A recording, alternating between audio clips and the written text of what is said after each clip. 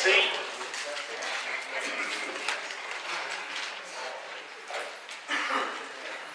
Call this public hearing the regular business meeting of the Mayor and Council of the City of Snellville for Monday, November 14th to order. First, we'll have an invocation. The invocation time will be by Brittany Marvel.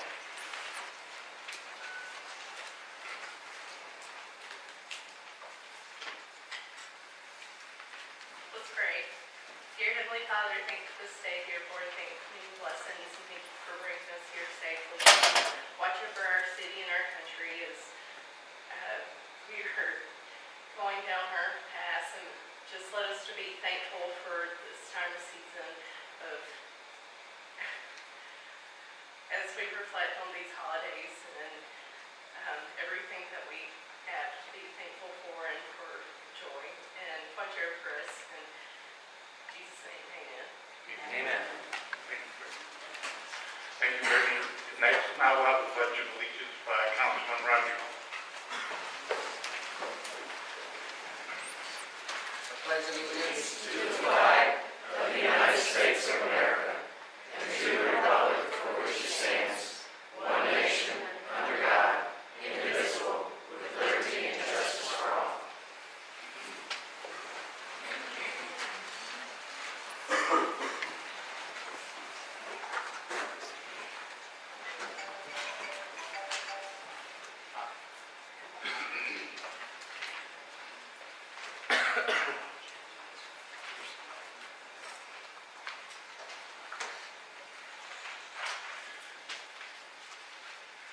Okay, takes us to the minutes. I need a motion to approve the minutes of the October 19th, 2016 meeting and the October 24th, 2016 meeting.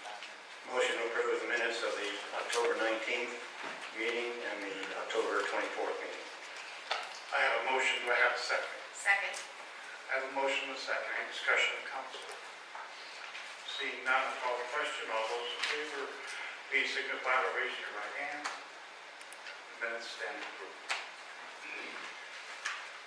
Committee department reports. We have the Planning Commission, Mr. Joseph Williams.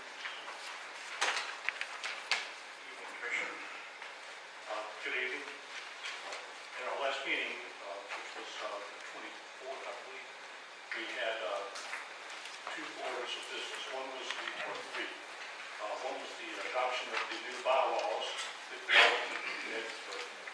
changed the charter, so we adjusted our bylaws the same way. Number two was the confirmation of a new member of the Planning Commission, which I believe y'all are dealing with tonight. And number three was a CUP for a church over on McKee, which is, to my understanding, they have withdrawn that application. So it was denied, and they withdrew it. Coming up, we will not have we have a meeting coming up next week, which will be looking at the same stuff y'all looked at tonight at the town center. And then we are not having a December meeting, but that'll be held January 3rd. And we have one order of business right now on it, which is the presidential commons issue, and then there's another pending case that should be coming in the next week or so. So that'll be I'm not really at liberty to say, or don't really know any details about it. Any questions? Any council questions for Chairman Williams?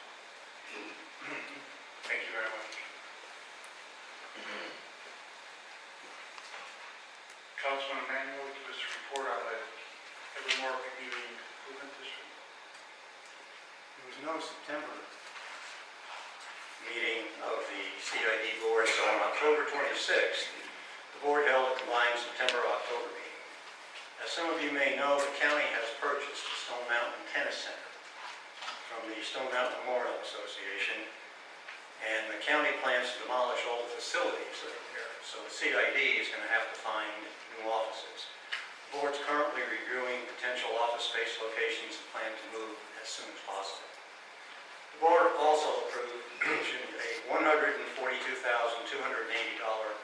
amendment to its agreement with Gresham Smith and Partners for engineering services for the connector road between Hewitt Road and Britt Drive, and for vertical profile revisions to Parkwood Road. The additional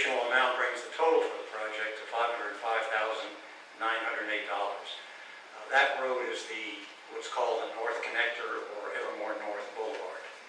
So that seems to be the predominant focus of the CID board, and the next meeting will be in December. Any questions for Councilman O'Neill? Thank you, sir. Next, we have the Downtown Development District Authority Chairman, Buddy Scott. Hi, all. Evening. All right, the DDA, we've been busy this year, and we started this about 3 or 4 years ago. We have an annual retreat now, and it's scheduled for November 30th at the Washington EMC building on North Church Road. It starts at 9 a.m., and everybody up here is invited to join us if you can.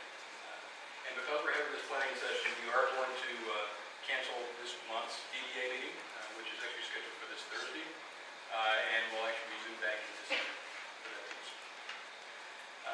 The second piece is that the Town Center signage program that we have out at the Town Center, that was actually part of a master wayfinding sign program started about 2 or 3 years ago from a community committee that was actually hosted by the DDA.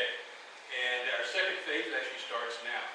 We've actually went ahead and engaged the building of the new sign on our west border on 78. And I was told that the early indication is that we may have this done by Christmas. But we haven't got the full formal timeline yet, but hopefully before Christmas we'll have that one. And in fact, if you look at that right there, you'll actually see what the sign looks like. And the last piece of the commission is that the DDA has been busy along with the city to prepare a new LCI, Livable Centers Initiative grant for the new plan. I think the last one we went through was 2003, that was before my time. And the outcome of that was implementation of all the sidewalks and the lights and the new LCI components that are actually out here in the town center. So really what we're looking to do with this one is to do a few things. One is we're going to expand the focus of this from just strictly downtown to look at the entire DDA district area itself. This actually includes 124, 78, so we're going to try to take and expand our focus of what we can do with that piece of it. The second piece is that we're going to do a transportation study from 78 and 124 intersection all the way to our north border on 124. So we're going to try to actually see what we can do to help improve the transportation for the long term for the city. And the next piece is that we're going to prepare a market study and an outreach program for our property owners and our business owners throughout the entire quarter. Any questions? For Commissioner Scott? Thank you very much, Larry. The Development Authority, Snellville, Northern Urban Redevelopment Authority have reports for us tonight, so that will take us into our public hearing. Before we go to the public hearing, let me explain to you how we're going to do this. We did have an open hearing on this last meeting, so I'm going to limit both sides to 10 minutes this evening to go to state your case, and then we're going to move on from there, okay?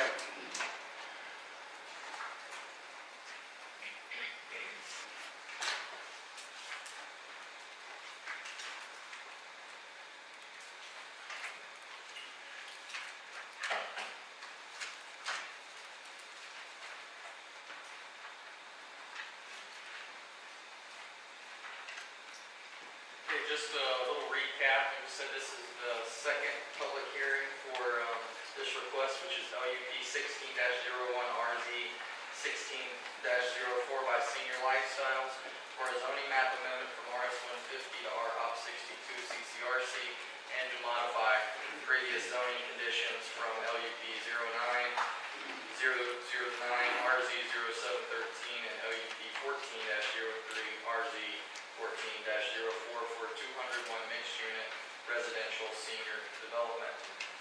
What you see before you is the site plan that's been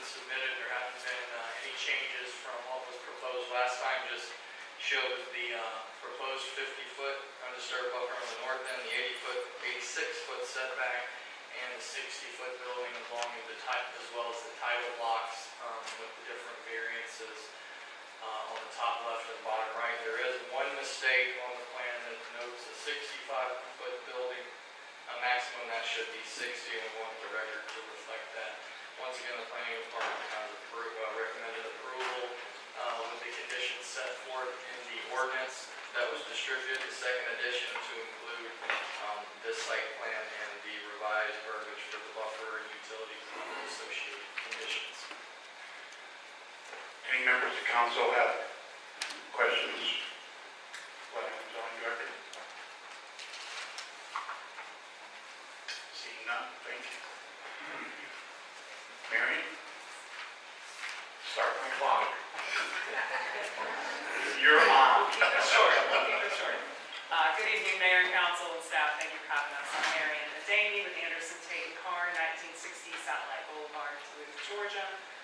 And we're here tonight again on behalf of Senior Lifestyles and Growth Development to propose what we believe is a high-quality, high-end, much-needed senior development here in the city of Snellville.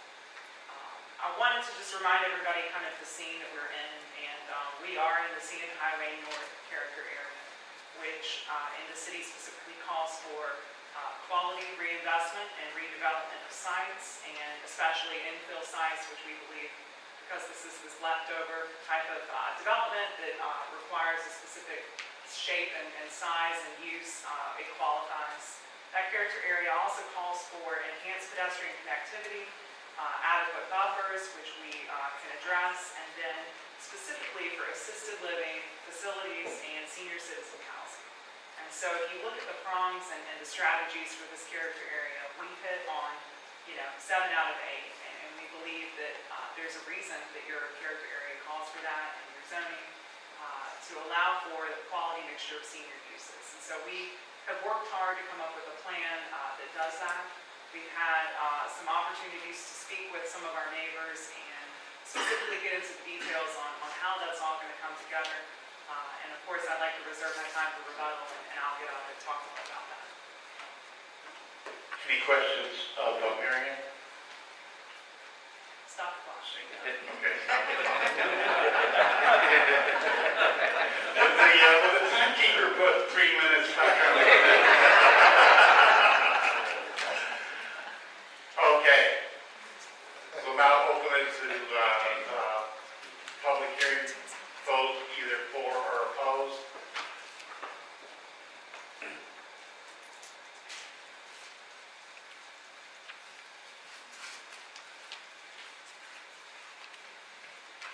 Good evening, ladies and gentlemen. It's Rebecca Schmidt.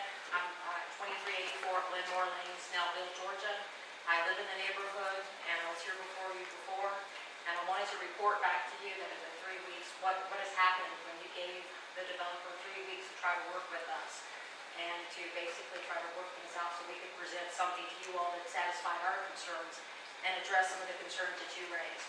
So I wanted to tell you that in those 3 weeks, absolutely nothing has been done. We were not reached out to or to talk to until, I think, Tuesday. I got an email, that was last week. Thursday, I had a phone call where I was basically told that all we were going to get was the buffer, except for the fact that they were going to add in, they were going to take out their right to actually go into the disturbed buffer. They weren't going to do any construction in there.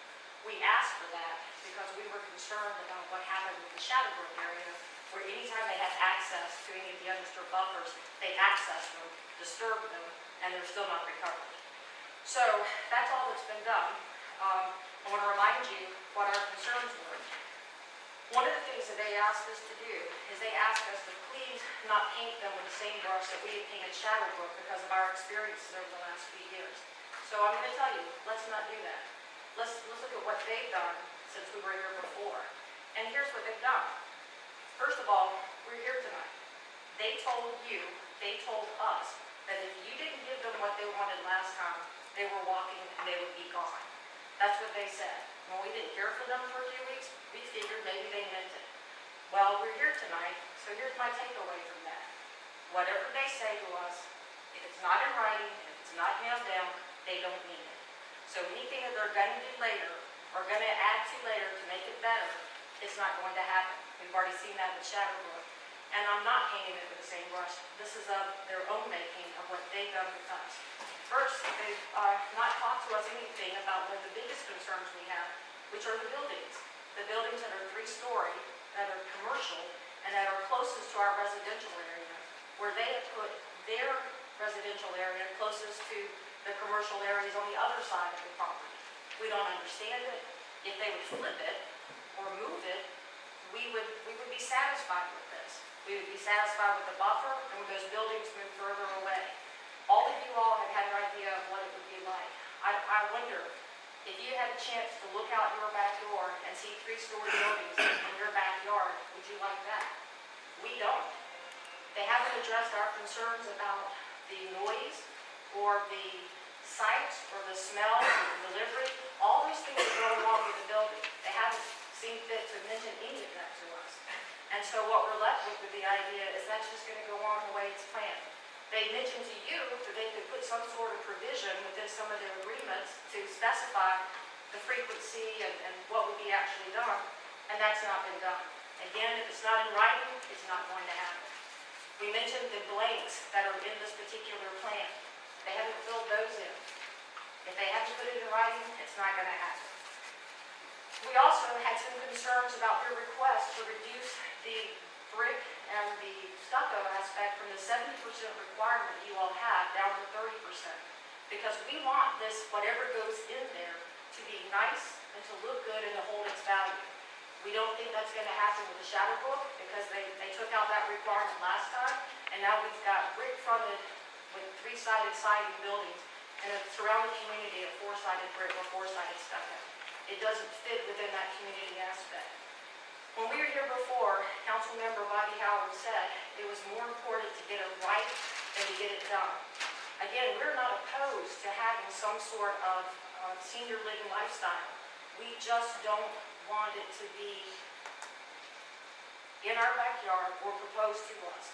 They don't want their people who are going to buy into their property to have to deal with the noise and the sounds and the smells that they're asking us to do. And honestly, we were here first. I mean, they didn't come in and want to work with the community. They basically came in and said, take it or leave it. And here's the thing. Anybody who moves into their new property, they can have some control if they find it aesthetically displeasing. They don't have to move in there. We have no such choice. So we're asking you all to, with an attitude of, we're not going to be your neighbor, we're not going to work with you, take what we've offered you or leave it. We're asking you to leave it. There's going to be somebody else who's going to want to do this property the right way, and who's going to want to be a good neighbor, and who's going to represent what Snellville is coming to mean to us as far as the community spirit. Now, I have 5 minutes left. We have some of the family members, other homes that are located in this area. They're directly adversely affected. They'd like to speak.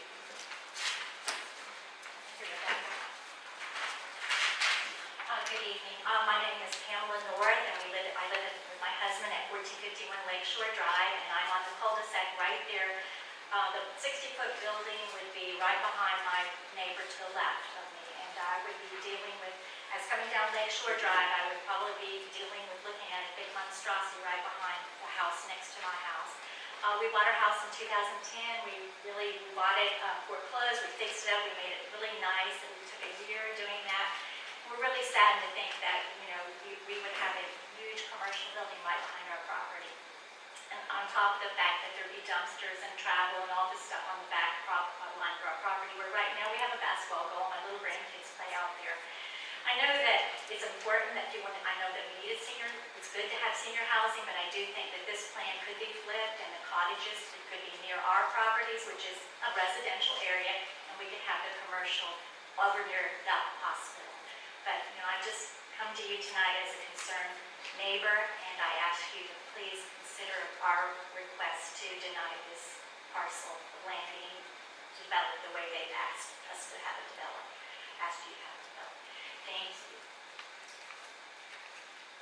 Hi, my name is Gary Jacobs. I'm at 1460 Lakeshore Drive, actually in the cul-de-sac. I think I have the greatest impact of it all. I do wish that it could be flipped because, as me looking into the back of my home, that's the first thing I'm going to see. If I pull up my driveway, that's going to be the first thing that I see. I do understand it's zoned for something. Somebody's gonna come in and have to put something, no matter what it is. The biggest thing is I moved here because of the privacy. You know, I would hate, and I've actually been thinking more about it, to have these sounds of the noise of the development coming in. You know, it's gonna be a great impact to me. I love the area, I love my neighborhood, my community. I look forward to see the deers come out in the morning. I know once that happens, it's gonna be somewhere everything come out. If it was just able to flip where I didn't have that 3-story building to look out as I pull in my driveway, actually, I'm gonna see that building probably before I even get to my driveway. I'm in the cul-de-sac. I do understand. I've spoken to several people. I've spoken to Woody Snell. He came out and measured to give me an idea how far back it's going to be. I do understand it's going to be something. I just wish it was able to be able to flip, but I wouldn't have to see a 3-story building behind it. And I wish you guys would consider that. I know the original plan that it was, but having a 3-story building was really, it's even before, because I was sitting on the hill like Stone Mountain. So from my understanding of the draft that I have, I'm going to be able to see that before I even pull up my driveway. So I just wish that they could flip the design and have the colleges more forward, closer to the homes where it should be. So it's really, really devastating. Thank you guys so much. Thank you.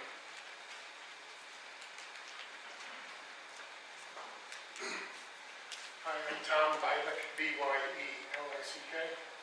I live on 2095 Insdale Drive.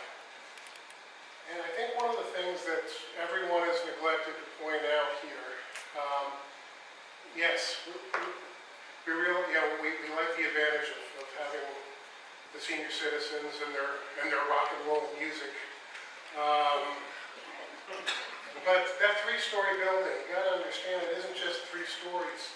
There's a berm behind, only because I stood behind Joe Anderson's house. There's a berm behind, it's probably 10 feet high. So that 65 feet really isn't 65 feet, it's 75 feet. Because those houses are going to, that building is going to be lifted that much higher. So I think that's something that needs to be considered when you're looking at, what our neighborhood sees from there. I'll yield the rest of the time.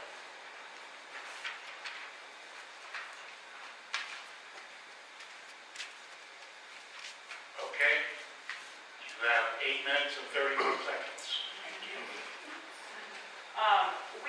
I did want to just correct a couple of things. We've spent the last few weeks actively calling, discussing, and meeting with neighbors that are immediately on this property line. We've made efforts to talk to as many of them that are willing to speak with us, because we understand those are the folks that are the most directly impacted by this development. I do want to remind you kind of where this lies, and we have the exhibit with the building that is 60 feet, so we're proposing 60 feet or less. And so there's an extensive amount of woods here, and we've taken pictures from the adjacent property lines. This is actually the Jacobs' backyard, and we appreciate them giving us the time to come back there. But it's certainly, I apologize, I'm turning to the light. But there's an extensive amount of woods there. So here, I'll just hold it up so you all can see. But this is the buffer that we're looking at from their property line. And this is the buffer from our property line. And so we've got a very thick amount of woods that are between those two properties that we are more than willing to leave undisturbed. We've added some language to kind of address those additional concerns, which were what happens when we need to do grading or construction. That's been the issues that we've dealt with on these other sites. And we said, look, we will add that language. We will make sure that we're not disturbing that. You've got an existing senior development that was approved with a 25-foot buffer, and we've agreed to double that. We've agreed to add a 25-foot landscape strip that will be enhanced with the row of evergreens, in addition to doubling the buffer. We've agreed to push the building back an additional 10 feet, in addition to the buffer and the landscape strip. So we're at 85 feet, which, again, with this amount of foliage in between the two properties, I think it's showing up again on the screen. But this is the situation that we're in, and so we certainly respect and want to be a good neighbor, but we have senior residents that are going to be living at this property, that are going to be there day to day, that keep go to bed earlier and get up earlier and have all of the things that seniors want out of the community. And so they're very cognizant of sights and smells and sounds and making sure that it's a community that's residential. And that's something that we just need to remember, that this is a residential use under your ordinance, and it's a residential use under any ordinance in Atlanta because you're providing a residential community. Yes, the building is taller than a home per se, but that distance has been created such that you avoid, we would argue, any impact on our neighbors, but certainly one that's going to be a positive one because it's going to help the property values and improve the existing site plan. And the existing site plan puts a nursing home building 25 feet from their property line. And that's all it requires. It doesn't, there's no conditions that talk about access or deliveries or landscaping or how big the buffer should be other than 25 feet. Nothing restricts that. And so we think we've drastically improved on the existing situation with something that's much higher quality and something that was thought out.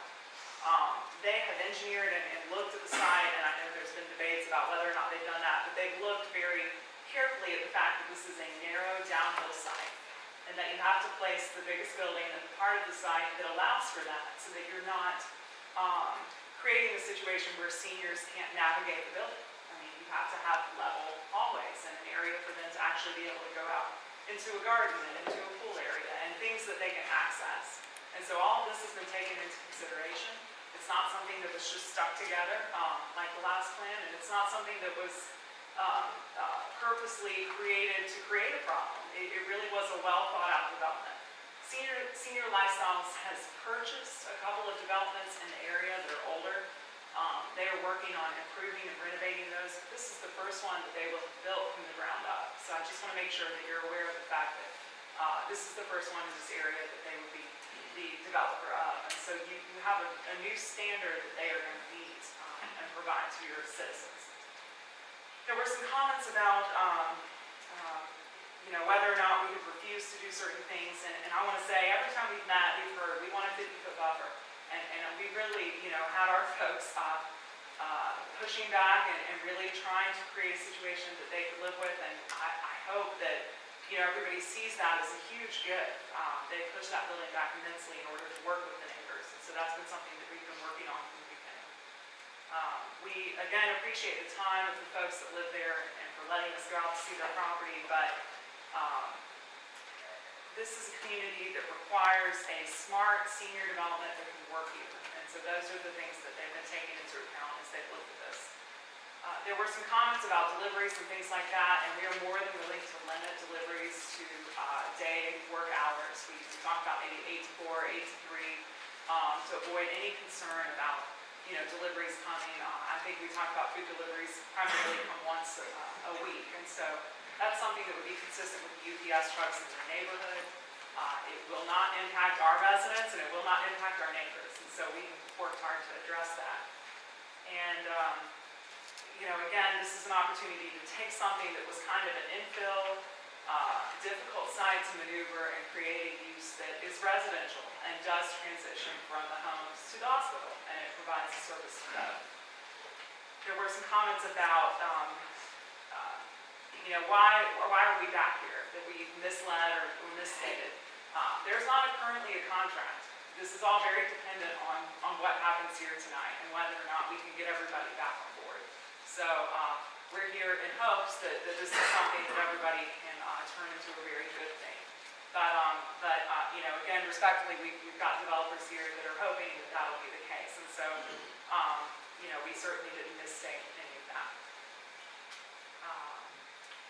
I wanted to put a couple others to this. There was a question about the detention pond, and we wanted to address the fact that this is in a community that's tied in with the single-family subdivision, and that there's a master association that will be responsible for making sure that all of the infrastructure is up to code, and that it's brought up to code with the development, and that it meets your requirements as a city. And so there's a pond that will serve both, and before this development can be continued, that pond will have to be analyzed by staff there's a maintenance agreement, there's a bond that will be paid, and those things are all incorporated into this final development. So we're not overlooking those, but they are owned by the adjacent property owner. And so, you know, this has been thought through for a long time. It's not something that we're trying to spring on our neighbors. It's something that we've been trying to work carefully with them, because ultimately you're left with a leftover site, and things work differently, but we think this is the best plan that we can possibly bring to you. So happy to answer any questions.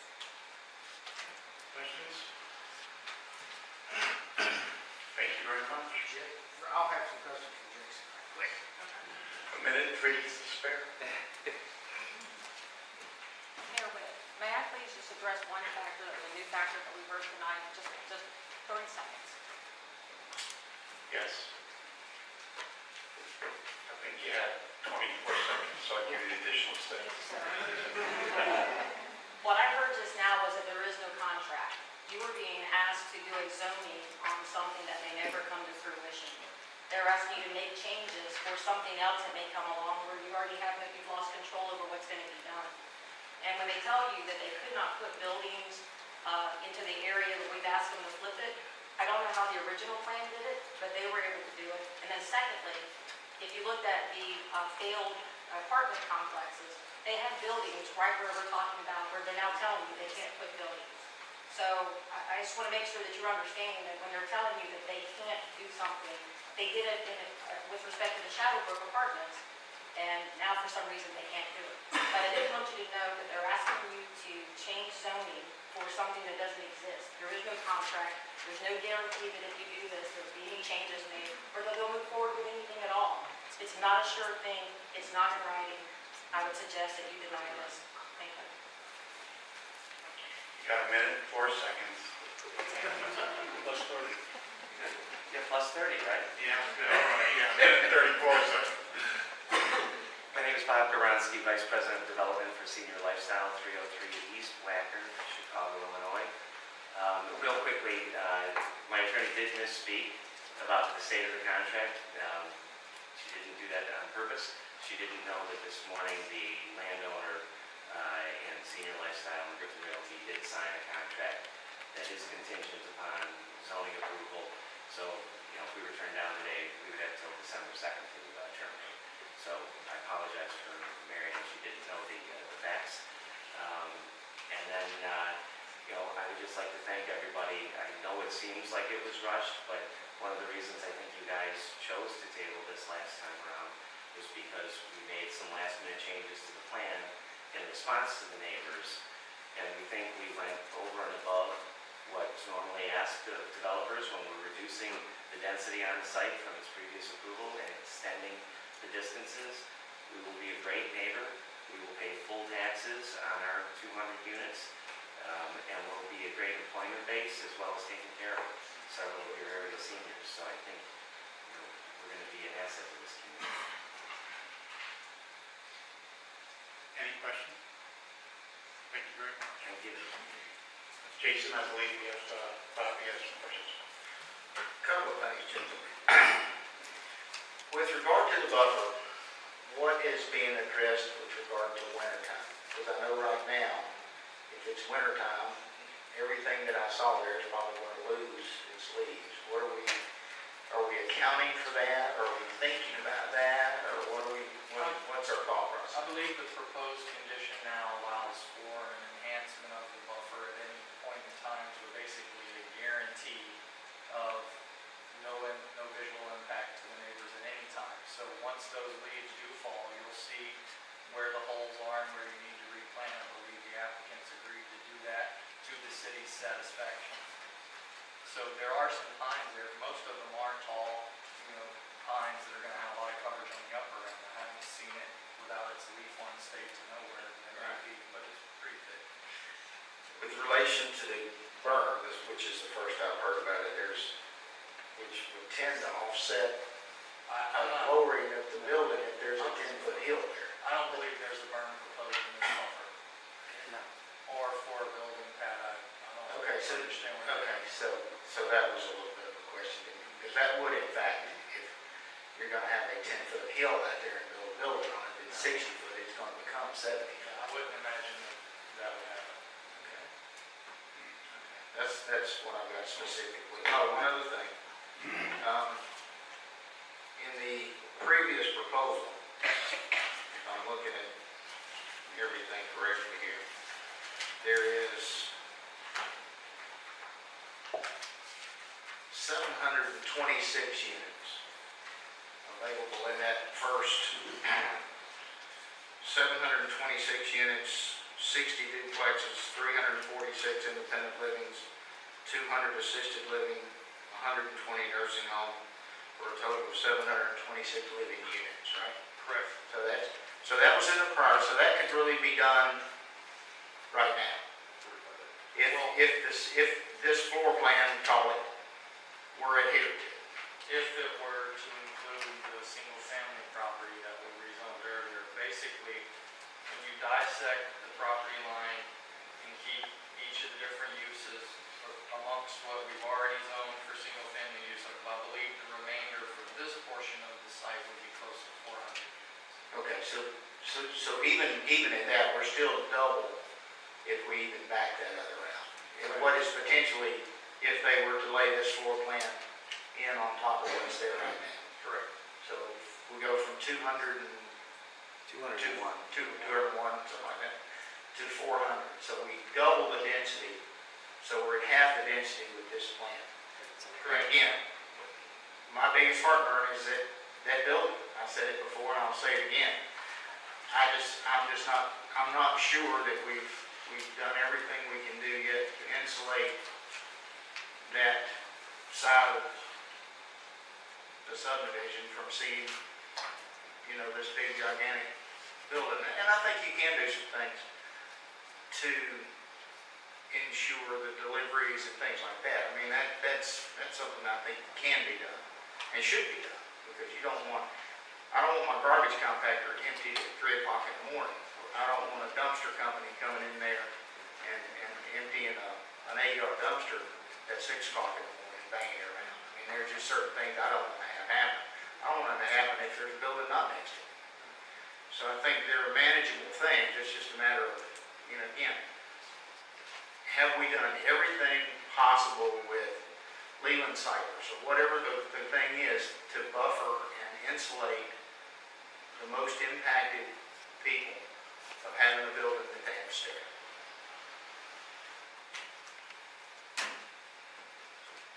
Mr. Manuel?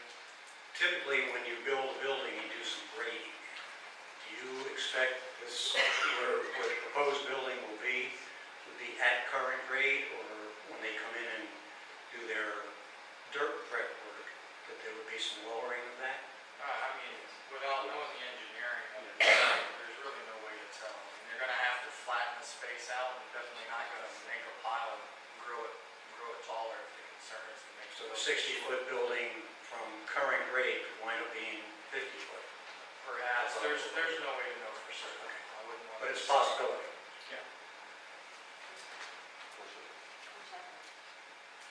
Any other questions of staff? Thank you very much.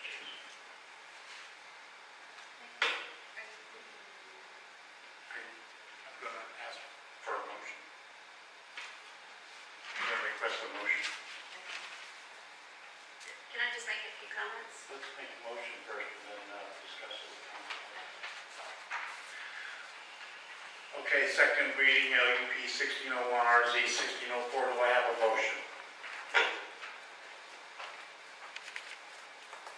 I will make a motion to approve LUP 16,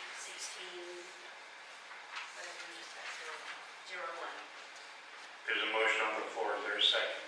Second. We have a motion and a second. Discussion of council. Ms. Bender?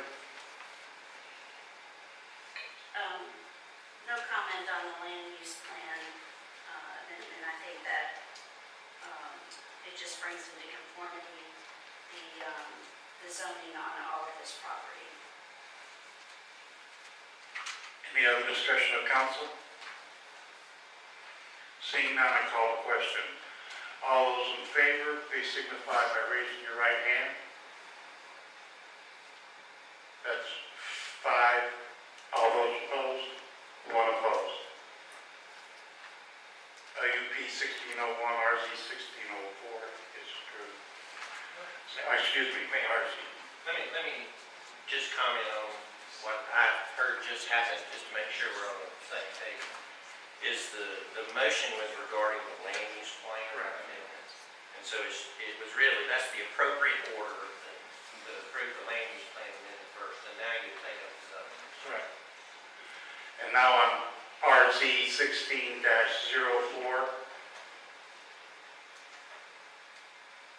I'll entertain a motion.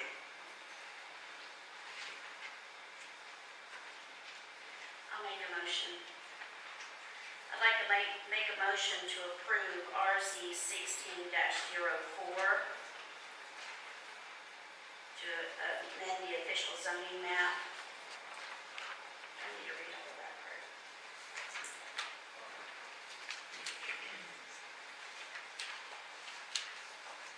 Okay, so a motion to approve RZ 16-04,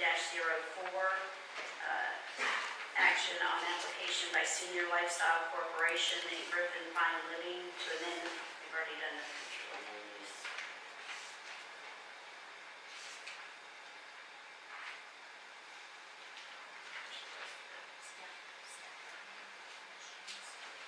Well, I'll get to that. To amend the future land use plan, we've already amended that though, from low density to, and the zoning map amendment.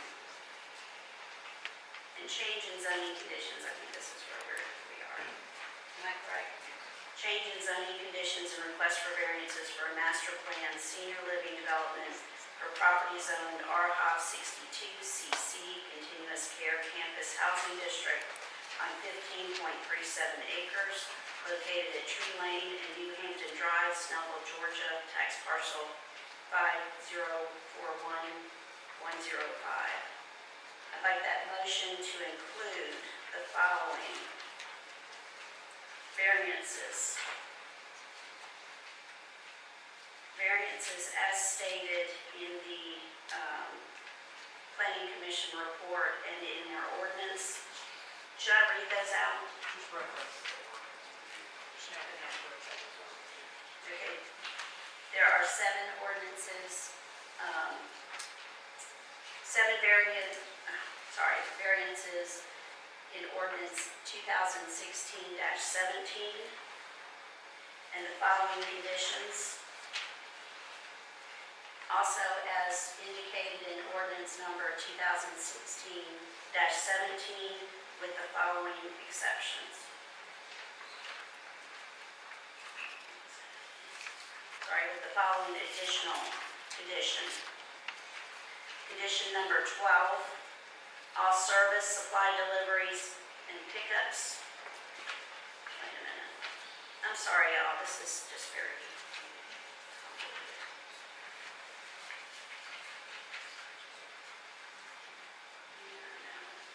Jason gave me language right here.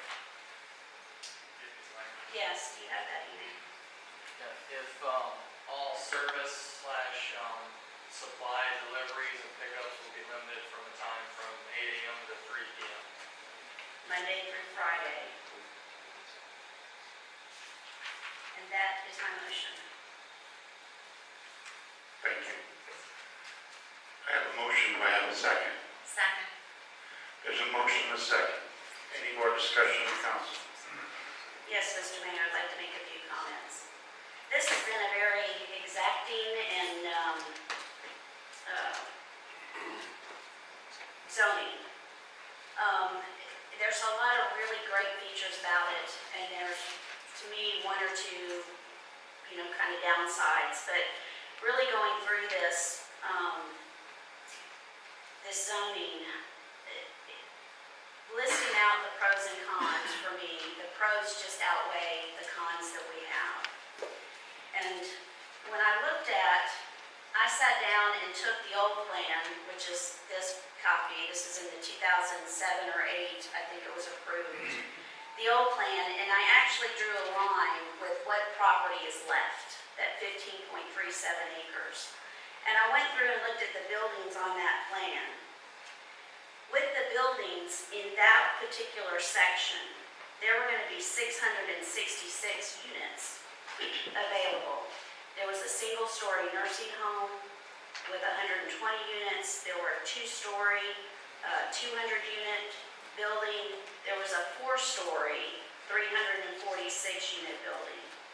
That 4-story building, I talked with the planning director today, and we estimated it was probably about, give or take, maybe 300 feet from the property line in the past zoning.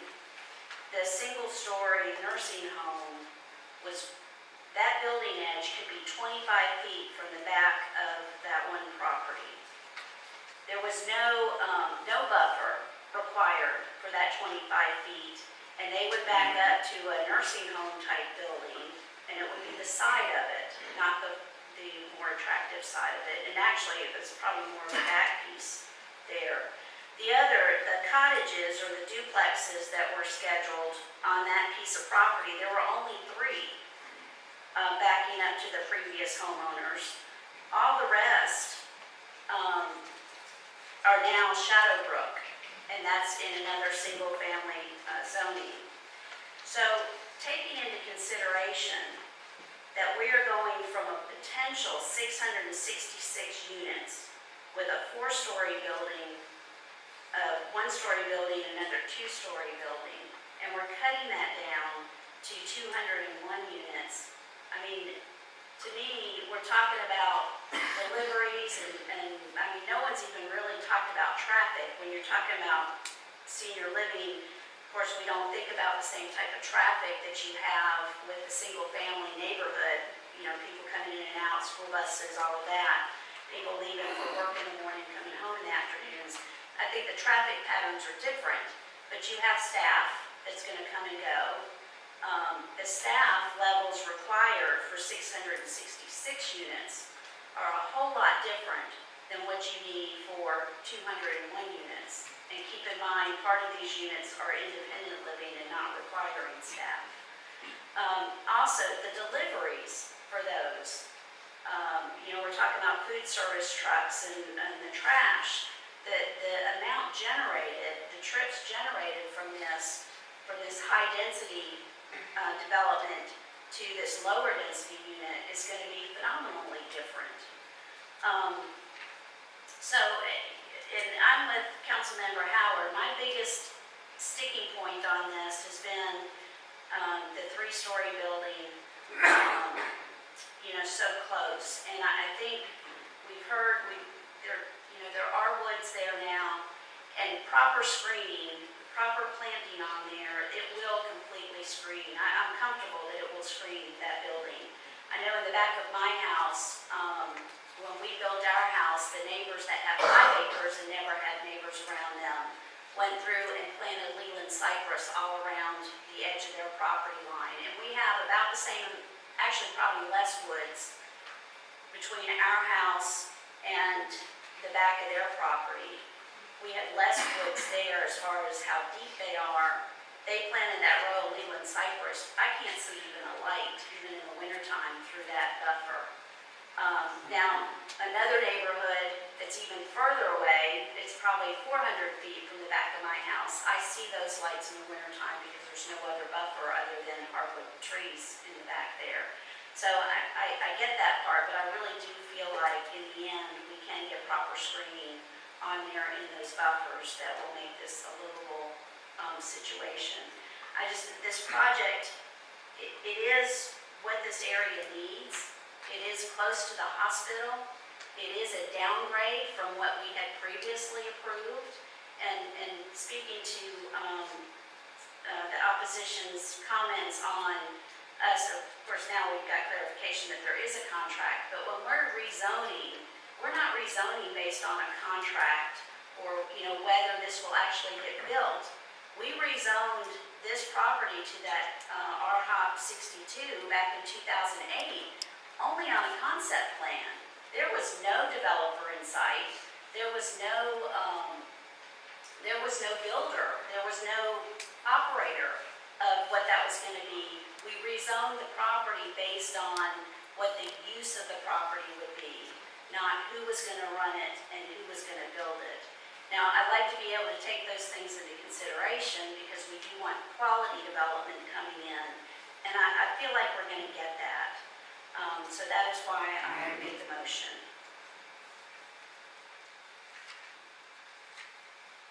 Ms. Bender, I just had a couple of questions just on the clarity of your motion. You are referencing this ordinance number 2016-17, Yes. and that is the published resolution or ordinance action item that's in the packet. And the one thing that I want to make clear, it requires a rezoning from RS 150 to RHOP 62cc. That was part of your motion, is that correct? Yes, on the zoning, and I may have left that part out because those two things were combined. Well, it's in the published document. I just wanted to make Yes. sure that that was your intent. And then there's 7 variances, I believe. And the conditions, there were actually, in the published version, there were 10 conditions, and I think you added an 11th condition. Okay, all right, thank you for that clarification. I am going from not the one that was in the packet. So if we're going from the one that was in the packet, we need to make a few other changes. I have the one that was the latest draft that came to us late today. Do you want me to read this? I think it would be very appropriate to make sure that that was published correctly, because what was in the packet was a little different. Yes, okay. So do you want me to read the conditions that have changed? I would put that in the record. Okay, so I'm at condition 1, 2, 3, 4, 5, 6, 7,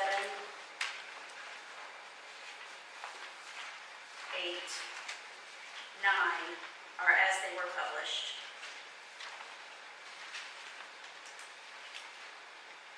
Condition 10, shoot, I think that one was as published as well. But I'll go ahead and start reading from condition 10.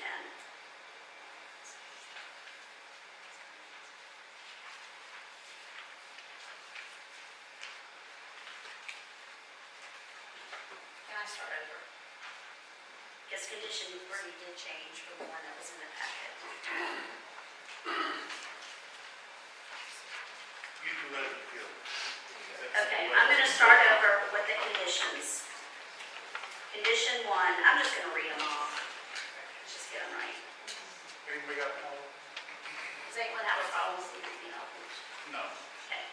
Condition 1, phase 1 of the property shall be developed in general accordance with the submitted site plan entitled East Side Senior Community dated 8/16/2016, revised 10/20/2016, stamp received 10/24/2016, with modifications to meet conditions of zoning or state, county, and city regulations. Substantial variation from the concept plan as determined by the Director of Planning and Development will require mayor and council approval.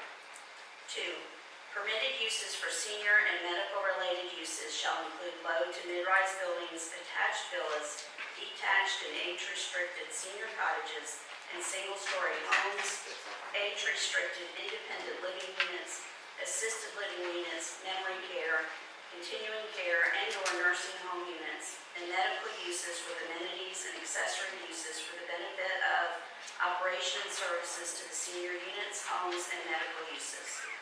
Number 3, there shall be a 50-foot non-disturbed buffer along the adjacent residential property line and development known as Waterford Township Community, as shown on the 10/16/2016 buffer exhibit submitted to the mayor and city council on October 24, 2016, attached hereto is Exhibit E.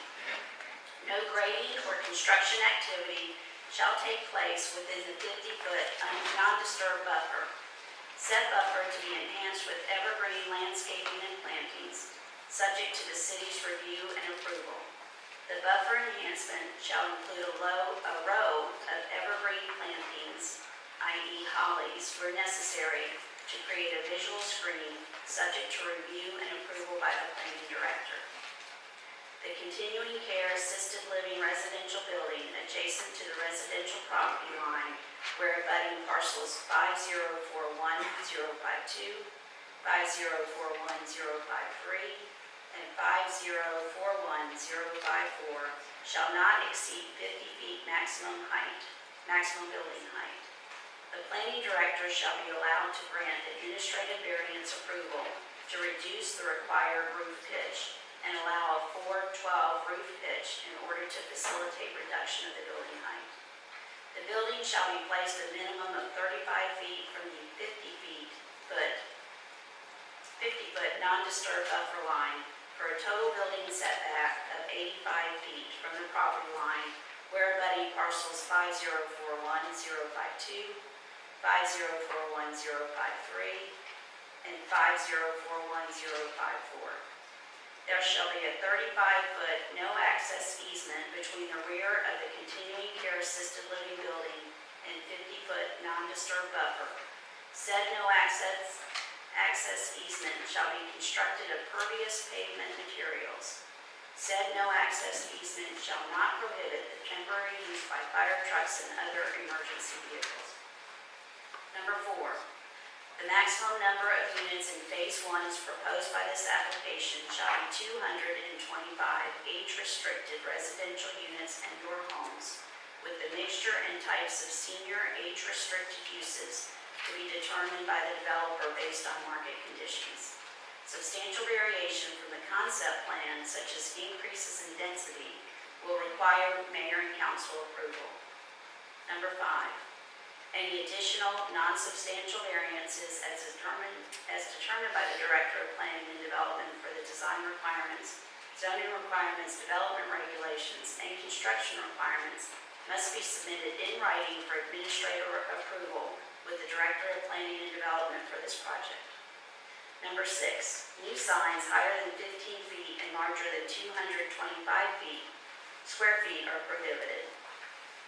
Number 7, uses involving adult entertainment, including any sale or display of adult magazines, books, or videos, and is further defined by the Adult Entertainment Ordinance in effect on the date this condition is imposed, are prohibited. Number 8, Phase 2 of the development reflected on the site plan as Phase 2, future development, shall require site plan approval by mayor and council.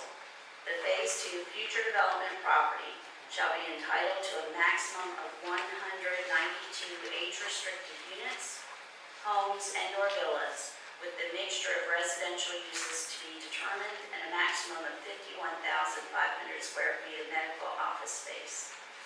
Number 9, the developer shall complete all recommended improvements listed more fully below.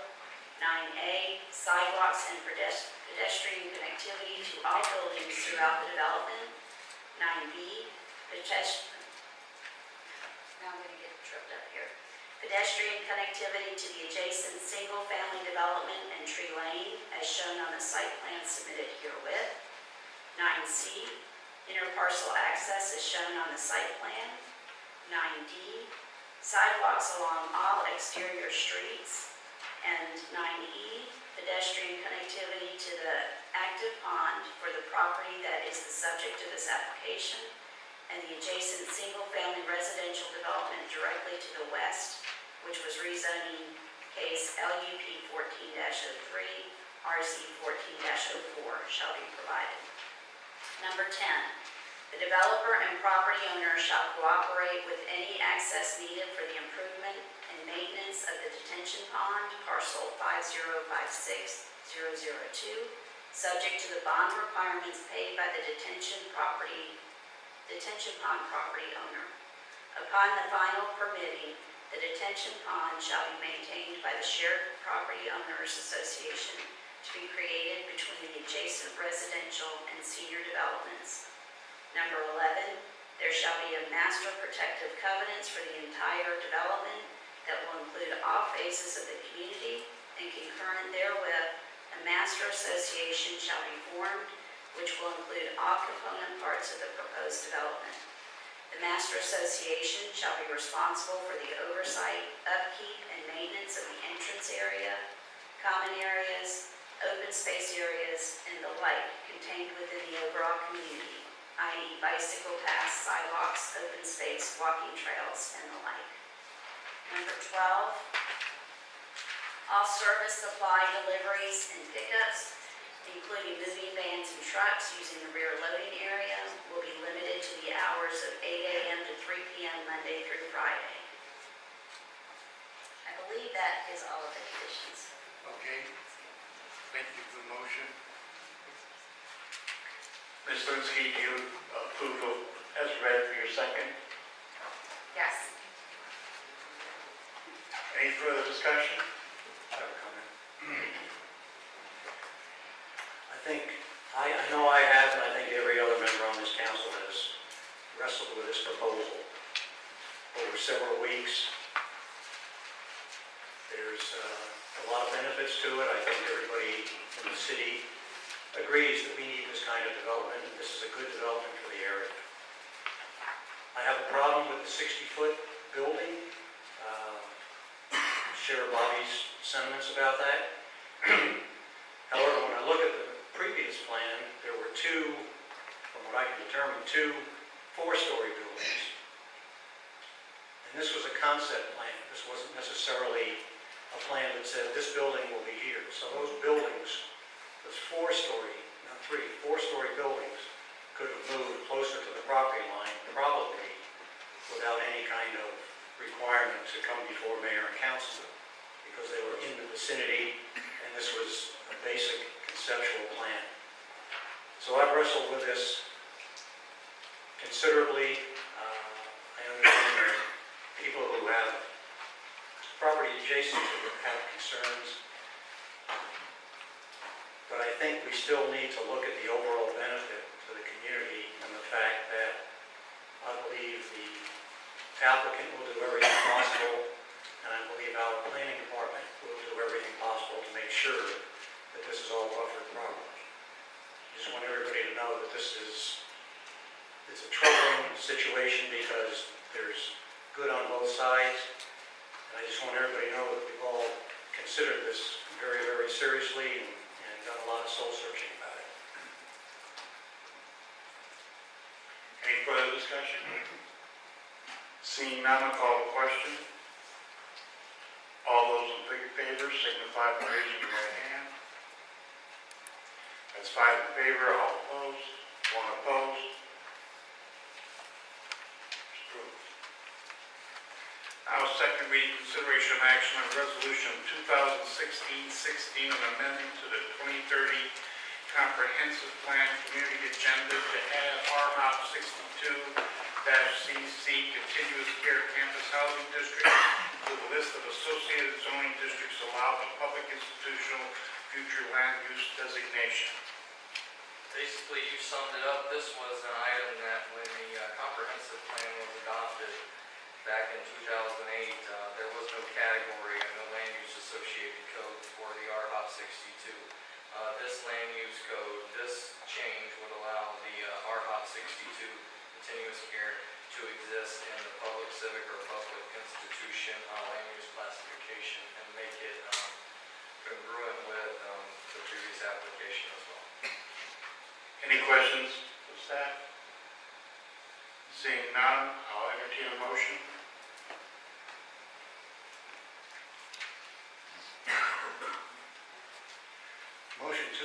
Motion to approve Resolution 2016-16, an amendment to the 2030 Comprehensive Plan Community Agenda to add RHOP 62CC, Continuous Care Campus Housing District, to the list of associated zoning districts allowed in the public institutional future land use designation. I have a motion, is there a second? Second. I have a motion and a second. Any discussion of council? Seeing none, call the question. All those in favor signify by raising your right hand. That's 5 in favor, those opposed, 1 opposed. Resolution 2016-16 is approved. We have no consent agenda tonight. We have no old business. I'll take this to our new business. Request for Emmanuel International Church for refund of application fees for CUP 16-08. Ms. Lansky. Just a little bit of background on this issue. The Emmanuel International Church is requesting $730 in application fees, which would be a refund for their withdrawn application. However, the city and the planning department does incur a cost in advertisement and of course, the actual staff hours. So today I would like to introduce a motion to allow a refund of $250, taking into consideration the staff amounts incurred in the city expense. There's a motion on the floor. Is there a second? Second. Any discussion, council? Sir, we don't usually have a public hearing. I'll be glad to hear it. Go ahead. I was just representing the church and Okay. requesting the refund. Okay. Thank you for this information. So there's a motion on the floor for $250 refund. It has a second. No further discussion on council. I'll call the question. All those in favor signify by raising your right hand. That's 6 in favor. $250 refund is approved. Resolution to adopt, Resolution 2016-17, resolution to adopt the revised emergency operation plan for Gwinnett County and its municipalities. Mayor and council, this is really just a housekeeping matter where our PD representatives work with the county on the countywide emergency operations plan, and it's a necessity for all municipalities to adopt the revised version, and I would ask you to do that. I'll entertain a motion. Motion to approve Resolution 2016-17 to adopt the revised emergency operation plan for Gwinnett County and its municipalities. There's a motion on the floor. Do I have a second? Second. There's a motion and a second. Any discussion of council? Seeing none, I'll call the question. All those in favor signify by raising your right hand. That's 6 in favor. The motion passed. Resolution 2016-18.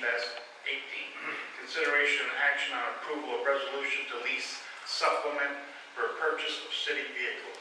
Mr. Sanders? This is a budgeted item with it, and we are supplementing our list that the mayor and council took action on a couple months ago, supplementing that with a small SUV purchase for the recreation department. As I said, that was previously budgeted and approved in the 2017 budget. And from what I understand, an individual loan interest rate would be much higher, so by adding this park vehicle to the original loan, saves some money. We do save a little money. There's a motion. Do I have a motion? Motion to approve Resolution 2016-18, approval for lease supplement for purchase of city vehicles. There's a motion on the floor. Is there a second? Second. I have a motion and a second. Any discussion of council? Seeing none, I call the question. All those in favor signify by raising your right hand. That's 6 in favor. The motion passed. At this time, I would like to nominate and ask for council's confirmation to add. Oh, I'm sorry. Okay, I'm sorry. Consideration and action on approval of 2017 Livable Cities Initiative Grant application to the Downtown Development Authority.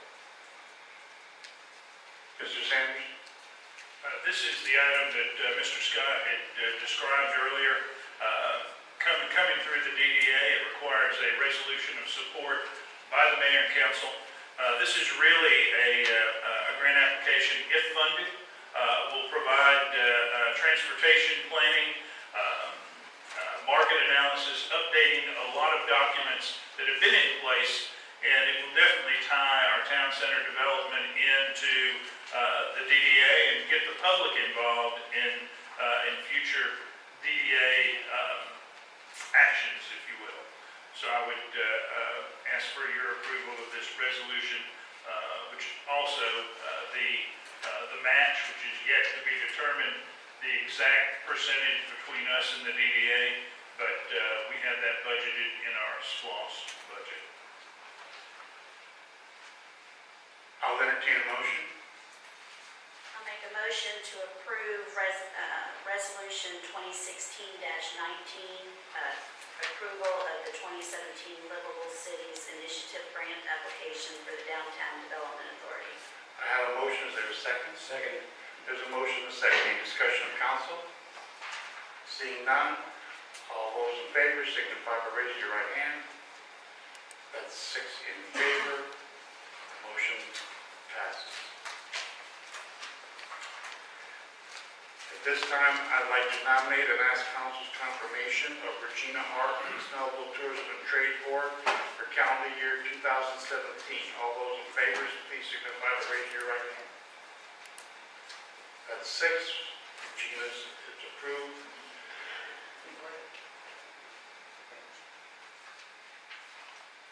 Excuse me? I think it's supposed to be for 2 years, 2017 It says just, well, okay, it says 2017 on this, on my paperwork.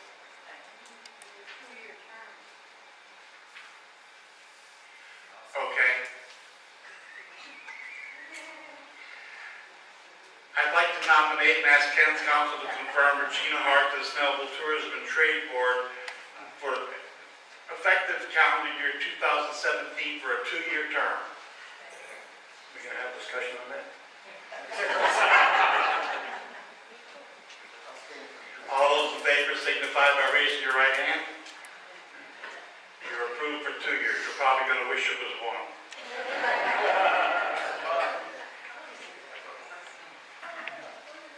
At this time, the mayor would like to nominate and ask council's confirmation of Tom Morris to the Snellville Tourism and Trade Board for calendar years 2017 and for a 2-year term. Thank you. Do I have a vote? All those in favor, please signify by raising your right hand. That's 6 in favor. Mr. Morris is also confirmed. At this time, I'd like to nominate and ask council's confirmation for Leo Armstead to post 1 of the planning commission. All those in favor signify by raising your right hand. That's 6. Mr. Armstead here. Congratulations, sir. You're on our post 1. Thank you. Okay, at this time we'll have a council report. Mr. Marlowe. I didn't really have any reports, but I was thinking while the vote was going on. I also read in depth about it, and I actually personally thought it was about time, personally. And I'm glad it passed, and I'm glad it, I believe that it will eventually raise property values. Because when we bought our house, and we're in the south side of Snellville, not even like the good side, I guess. But it was like $80,000 for a house. Now it's like 150, 160. And there's no senior upscale living coming in there. But this one is, so I'm pretty sure it's going to raise it in the long term, personally, I think. But that was it really for my report. It was just my thoughts. Ms. Linsky. No report tonight. Ms. Bender. I would just like to, I got chastised by the mayor tonight on walking into City Hall that I did not attend the Veterans Day Memorial celebration. And there's a reason for that. My son is a drummer, and he was able to, their band played at Snellville Bar at a time that wasn't before my bedtime on Friday night. So I took the opportunity to go down and watch his band play. Usually their band plays at clubs where he tells me, Mom, you don't want to go there, and we don't go on till 11:30 or 12 o'clock at night. So when it was Snellville Bar and he was going on at 8, I had to take that opportunity to go. So excuse me, but I heard that the event went very well, and I'm sorry I missed it, but do appreciate all of those who have served our country.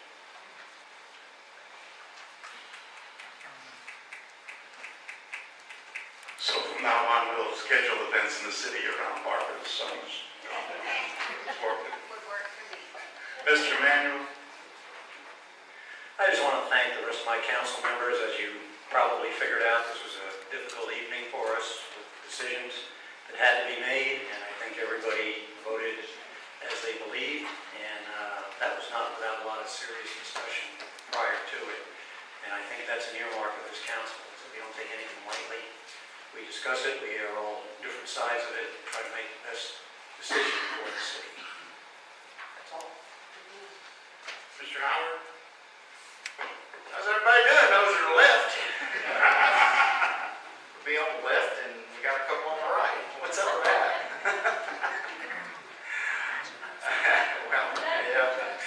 wouldn't ever want to be thought of on the left. Couple things, if Erica doesn't mind, if she'll put up a couple of the photographs you had started out. I don't know if you're going to be able to see that or not. That was probably not the best one to pick. Anyway, in this picture is Barbara and Steve Riley, and in that picture you can see a very nice, large granite memorial monument dedicated to Amanda Riley, their daughter, who was deceased. And we have dedicated those basketball courts and the basketball courts, where they're moved to in the future in Briscoe Park, to Amanda. I want to thank this council. I want to thank publicly Chris Banks with Wages. He helped tremendously in doing that. Our Public Works Department worked extra hard real quick to get the site prepared. Our folks over in Parks and Rec are going to take good care of it. So Erica, if you'll pop the next one. I want to thank our members of council that were there today, and Chief and Lisa Butch. Appreciate everybody's hard work on it. As you can see, and according to the words of Barbara, what was done here tonight by our city, and I say our city did this. The city of Snellville did this. And so you can all be proud of what your city and you accomplished by doing this tonight. The honor of her in a constant, everyday memorial means more to those people than they could ever speak of. And she made that abundantly clear tonight to those of us that were there. Eric, if you'll pop over to the next one, maybe you can see it. So if you get a chance, you're around Briscoe Park, run over by the basketball court. That's going to be its temporary home probably for the next year or so. Take a look at it. It was a very moving experience, and they were very appreciative. I want to thank everyone in our city who had a part of this, especially Chris Banks. So you want to put up that next one, Erica? You would.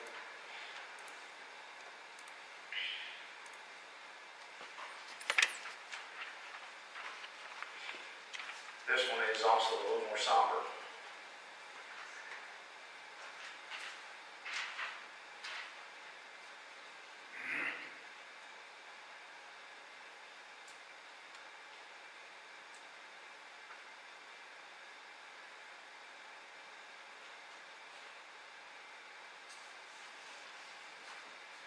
The price is right. 121 in 2016. To some of you, that may not mean a thing, but that number, here's what it means to me. This is the number of police officers and law enforcement personnel that have died in 2016 so far. In the last 30 days, a little over 30 days, there have been 20 law enforcement officers murdered or lost their lives in the line of duty. On an average of 1.5, one every 1.5 days. We're up about 9%. So this number's real. There's 121 families out there plus that have been affected by that. So I know how much we in our city appreciate our law enforcement. So when you're out and about and you see these ladies and gentlemen and all of our folks in law enforcement, think about them a little extra. And quite honestly, from your hometowns or wherever across the country, because that number is staggering. That number shouldn't be. I shouldn't have that number up here, but I do, and it heartbreaks me every time I have to change that. 30 plus days ago, that number started at 101. So I'll just leave you with that. Thank y'all again. Travel safe going home. Hope you spend some money. Who's been to Cookout? Good. The lines are like around the block.